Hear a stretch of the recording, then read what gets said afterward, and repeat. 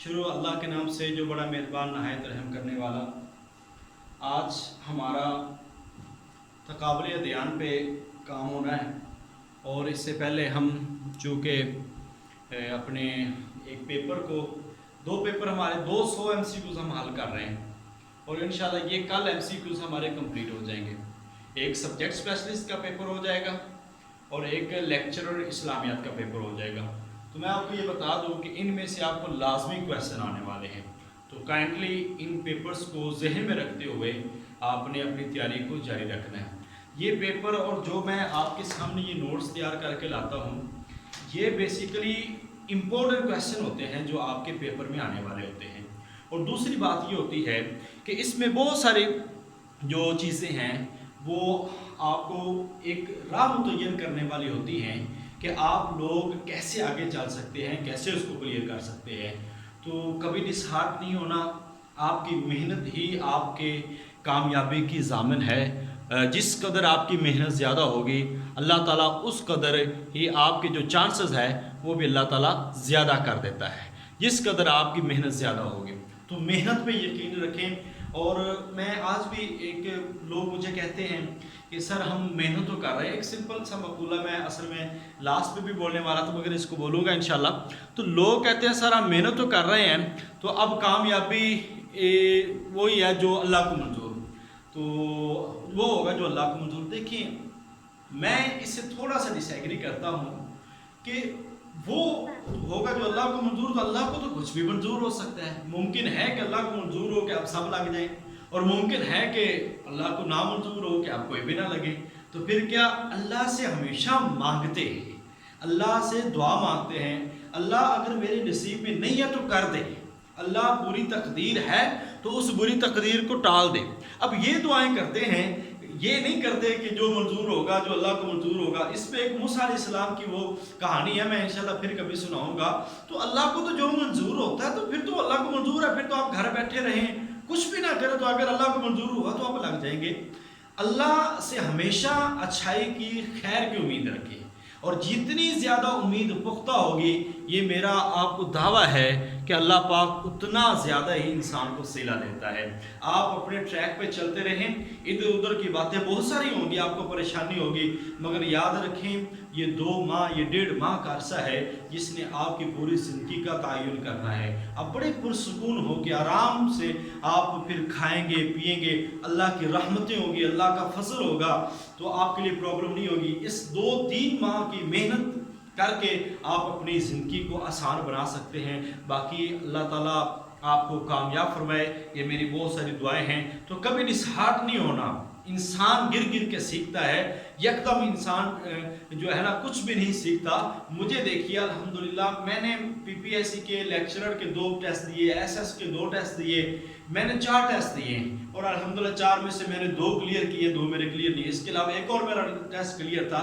تو یہ حکم جب ہونا اللہ تعالیٰ کا، اور اس وقت انشاءاللہ اللہ پاک نے کامیاب کر دینا۔ اب حکم کیسے ہونا ہے انسان کے لیے، آپ کو پتہ ہے نا، تقدیر جو ہوتی ہے تقدیر بدل جاتی ہے، 2 تقدیریں ہوتی ہیں، ایک تقدیر میں تبدیلی ممکن ہے، لہٰذا اللہ سے جتنی اچھی امید ہوگی، جتنی پختہ امید ہوگی، انشاءاللہ آپ اتنے زیادہ کامیاب ہوں گے۔ اکثر لوگ سٹارٹ میں ہی گھبرانا شروع کر دیتے ہیں، سورب سلیبس بہت زیادہ ہے، میں اتنی تیاری کیسے کر پاؤں گا، یہ کر پاؤں گی۔ تو یاد رکھیے سلیبس تو ہمیشہ ہی زیادہ ہے، تو آپ کیسے کلیئر کریں گے؟ آپ نے کلیئر کرنا ہے، کوشش کریں، باقی صلہ اللہ پاک ضرور دیتا ہے، آپ کی محنت ہو اور اعتماد ہو۔ یہ نہیں ہے کہ میں تو تیاری کر کے نہیں آیا، مجھ سے تیاری نہیں ہوگی۔ جتنا زیادہ اعتماد ہوگا، یاد رکھیں جتنا زیادہ اعتماد ہوگا اتنا زیادہ آپ کی کامیابی کے چانسز ہیں، جتنے زیادہ اعتماد ہے۔ تو لوگ اعتماد نہیں کرتے اور پھر کامیابی کے جو چانسز ہیں وہ بھی کم ہونا شروع ہو جاتے ہیں۔ لہٰذا میری آپ سے درخواست ہے کہ اعتماد رکھیں اپنی صلاحیتوں پہ، اپنے کاموں پہ، اپنے ذہن پہ، اور انشاءاللہ اللہ اس کے بدلے میں آپ کو بہتر سے بہتر سلوں سے نوازے گا، چونکہ آپ لوگ ہی ہیں، آپ سب سے بیسٹ ہیں، آپ کی تیاری سب سے اچھی ہوگی انشاءاللہ۔ اپلائی کرنے والے ہزاروں ہوں یا لاکھوں ہوں، اس بات سے مجھے اور آپ کو فرق نہیں پڑتا، آپ نے تو اپنی سیٹ لینی ہے، آپ کو کسی سے کیا لگے، ٹھیک ہے؟ تو آپ اپنی امید لگا کے جائیں، انشاءاللہ اللہ پاک اتنا رحیم ہے، وہ ساری امیدوں کو پورا کرنے والا ہے، اور اتنا کریم ہے کہ وہ بھرپور صلے دینے والا ہے۔ اللہ تعالیٰ مجھے اور آپ کو کامیاب فرمائے۔ آئیے جی ہم آج اپنے چیپٹر کی طرف چلتے ہیں۔ سب سے پہلا کویسچن ہم وہ لیکچرر کے کویسچن حل کر رہے ہیں، تو یہ 200 MCQ تو انشاءاللہ کل کمپلیٹ ہو جائے گے۔ اس کے بعد میں نے آپ کو بتایا تھا کہ ہم 2017 کا جو اسسٹنٹ پروفیسر کا پیپر ہے وہ یہاں پہ حل کریں گے انشاءاللہ۔ سب سے پہلا سوال جو ہے بڑے آسان سے سوال ہیں، مشکات المصابیح کس فن کی کتاب ہے؟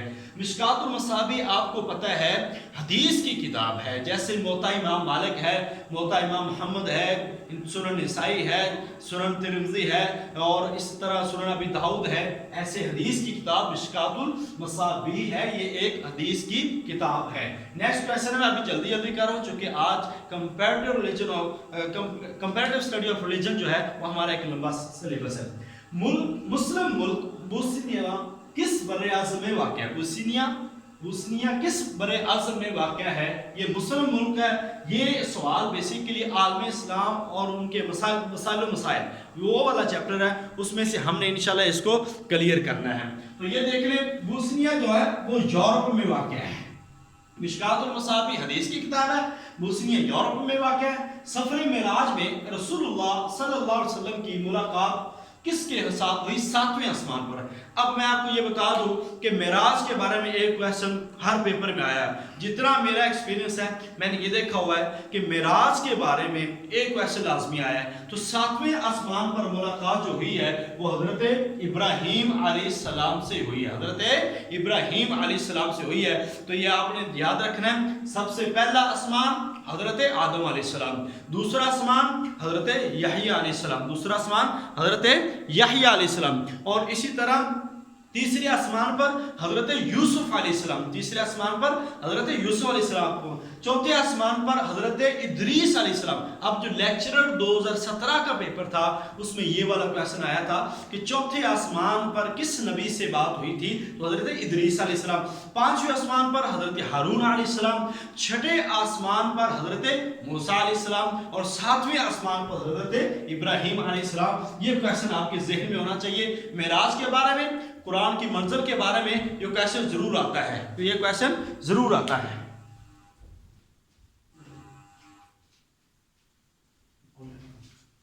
جی نیکسٹ ہے جی، قرآن مجید کس خلیفہ کے دور میں جمع ہوا؟ قرآن پاک کس خلیفہ کے دور میں جمع ہوا؟ حضرت ابو بکر صدیق۔ میں نے آپ کو بتایا تھا کہ قرآن پاک کن کن کے بعد، ٹھیک ہے، قرآن پاک کن کن، ایک منٹ ذرا، ایک منٹ،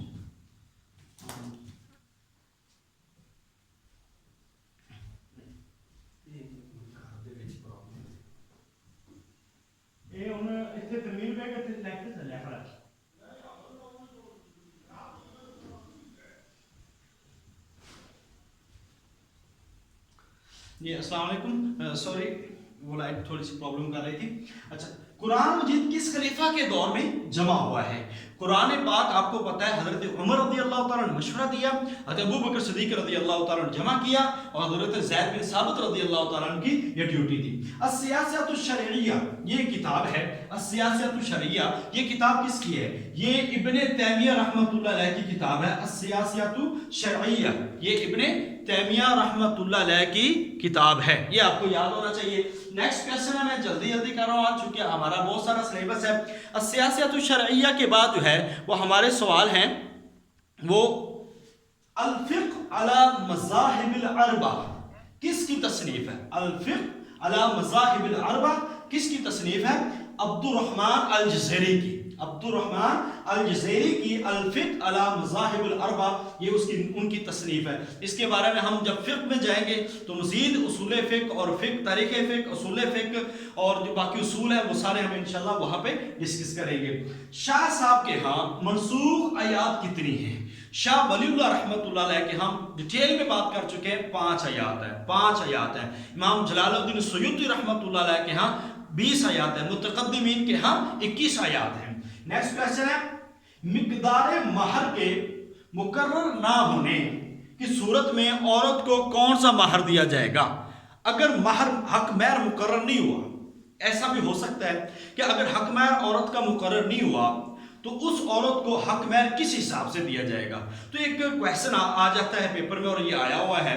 تو یہ مہر جو ہے وہ مہر مثل ہوگا. یعنی کہ مہر مثل ہم یہ دیکھیں گے کہ ہمارے خاندان کی عورتوں میں جتنا مہر دیا جاتا ہے یہ اس کے مطابق، اگر ہمارے خاندان میں 20,000 دیا جاتا ہے تو ہم 20,000 دے دیں گے، اگر ہمارے خاندان میں 5,000 دیے تو ہم 5,000. یعنی کہ اس کے اگر مہر مقرر نہ ہو، اب مہر کی مدت کم از کم جو امام ابو حنیفہ رحمۃ اللہ علیہ کے مہر کی مقرر جو قیمت ہے وہ 10 درہم یہ کہا جاتا ہے. تو نصف درہم بھی ہے، بہرحال کم از کم کوئی مقدار نہیں ہے، زیادہ سے زیادہ جتنی مرضی ہو سکتی ہے. تو یہ کویشچن ہم نے کیے کہ مقدار مہر کے مقرر نہ ہونے کی صورت میں عورت کو کون سا مہر ملے گا؟ مہر مثل. یہ 8 کویشچن ہمارے کمپلیٹ ہوئے. اب ہمارا 9واں کویشچن ہے. یہ کویشچن الرحیق المختوم کا موضوع کیا ہے؟ آپ کو علم ہے الرحیق المختوم جو اصل میں عربی کی کتاب ہے اور سیرت پہ ہے اور عربی کے اندر موجود ہے. الرحیق المختوم کا جو موضوع ہے مولانا صفی الرحمن مبارک پوری نے اس کا ترجمہ کیا ہے اور اس کا موضوع ہے سیرت النبی صلی اللہ علیہ وسلم. ایسا سوال بھی آ جاتا ہے الرحیق المختوم کس کی ہے یہ بھی پوچھا جا سکتا ہے، الرحیق المختوم کا موضوع کیا یہ بھی پوچھا جا سکتا ہے.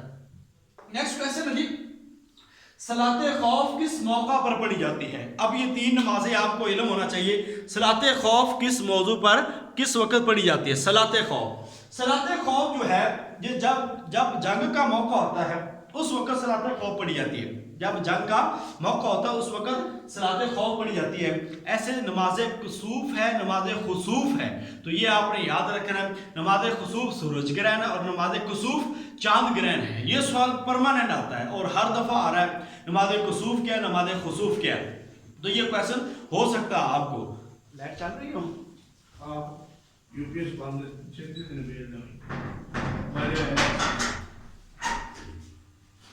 نماز کسوف اور نماز خسوف، یہ اس کے بارے میں کیونکہ کویشچن بار بار آیا ہوا ہے تو آپ نے اس کو پڑھا. صلاۃ خوف جنگ کے موقع پر پڑھی جاتی ہے.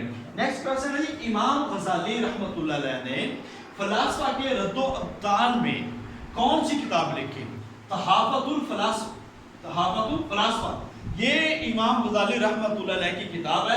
اس پہ ہم مزید جب بات کریں گے تو ہم انشاءاللہ جب آئیں گے ہم اسلام اور فلسفہ میں بڑا امپورٹنٹ ٹاپک ہے جس میں تھیلیس، انیکسیمینڈر، انیکسیمیز، ارسطوٹل اور جو ہمارے پلیٹو، ان کے بارے میں ہم نے سوکریٹک اور ان کے بارے میں ہم نے مکمل ڈسکشن کرنی ہے.